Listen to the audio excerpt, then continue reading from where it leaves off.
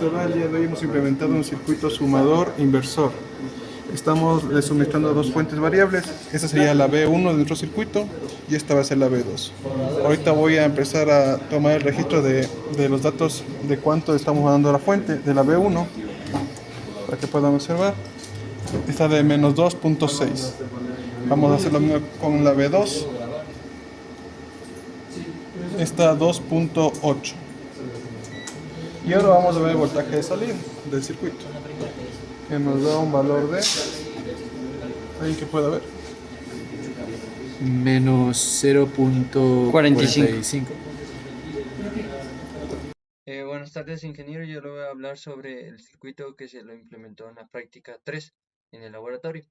Lo que tenemos es un circuito sumador inversor con una ganancia de 2, o sea, el doble. En este caso vamos a usar el software Proteus para simular el funcionamiento. Este circuito lo que hace es sumar los dos voltajes, voltaje B1 y voltaje B2. En este caso tenemos voltaje B1 3 voltios y voltaje B2 tenemos 2 voltios. Lo que tendría que el multímetro medir menos 10 voltios. Lo que tenemos es menos 9.99, hace un margen de error muy bajo. Bueno, en el laboratorio lo que se hizo fue tomar 5 mediciones, las cuales se va a encontrar en la hoja guía del PDF, donde va a estar el link del infovideo. Para armar el circuito número 3 de la misma práctica utilizamos los siguientes componentes: un amplificador 741 y 4 resistencias de 10K, además de los cables necesarios para realizar las diferentes conexiones. Como podemos observar, el pin número 1 no va conectado a ningún lado, el pin número 2 va conectado en una conexión en paralelo con dos resistencias de 10K, por las cuales van a ingresar dos voltajes de entrada. Por el amarillo va a ingresar B1 y por el verde va a ingresar B2. Como podemos ver aquí, hay un punto en común con dos resistencias de 10K. En la hoja guía se pedía una de 20K, sin embargo no se encontró y por este motivo se utilizaron dos resistencias en serie de 10K. Estas van conectado al pin número 6, por el cual vamos a medir el voltaje de salida.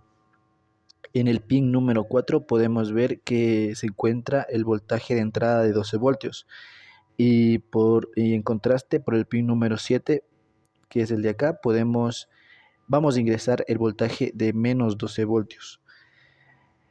Todos los voltajes de entrada tienen una misma conexión a tierra, que es la que podemos ver en esta parte de acá abajo. Como conclusión es que se logró ver el funcionamiento de este circuito sumador inversor y logramos concluir que la práctica fue todo un éxito porque cumplió con los requerimientos, es decir, que sí sumó, y aparte le dio una ganancia del doble y le invirtió el resultado. Eh, Como recomendaciones tenemos que la suma de los dos voltajes no tiene que superar el voltaje que tenemos de alimentación, o sea, en el pin 4 y pin 7, debido a que el amplificador operacional se va a saturar y no nos va a dar el voltaje que deseamos. Durante el desarrollo de esta práctica se logró implementar exitosamente un circuito amplificador operacional LM741. Verificando su funcionamiento como sumador inversor, se observó que las medidas tomadas a la salida del mismo fueron coherentes con los valores teóricos esperados o calculados. Se presentaron errores mínimos atribuibles a la tolerancia de los componentes y a las pérdidas que se generan en las conexiones. También es posible o probable que también existieran estos errores debido a que la fuente de alimentación no fue la más adecuada al 100%, ya que se carece de momento de fuentes óptimas en el laboratorio. Pese a esos inconvenientes, la práctica fue exitosa y nos permitió afianzar los conocimientos teóricos sobre el comportamiento de los amplificadores operacionales, así como reforzar las habilidades prácticas en el montaje y análisis del circuito analógico. Como recomendación, debemos verificar siempre cuidadosamente el circuito implementado en el protoboard antes de energizarlo. De ser posible realizar las interconexiones con el cable al ras del protoboard, evitar que los jumpers estén como antenas sobre el protoboard en el aire, ya que esto puede hacer que se filtre el ruido y que el circuito no funcione de manera adecuada. También tener en cuenta que al momento de implementar el circuito todas las tierras son comunes para que el circuito se desarrolle de una manera exitosa. También el poder tratar en la medida de lo posible el utilizar resistencias con la menor tolerancia posible para que el circuito sea eficiente y nunca queda más o nunca está más de más, mejor dicho, decir que también es importante revisar el datasheet del componente LM741 en este caso para poder realizar las conexiones correctamente y no exista errores al momento de interconectar los distintos componentes.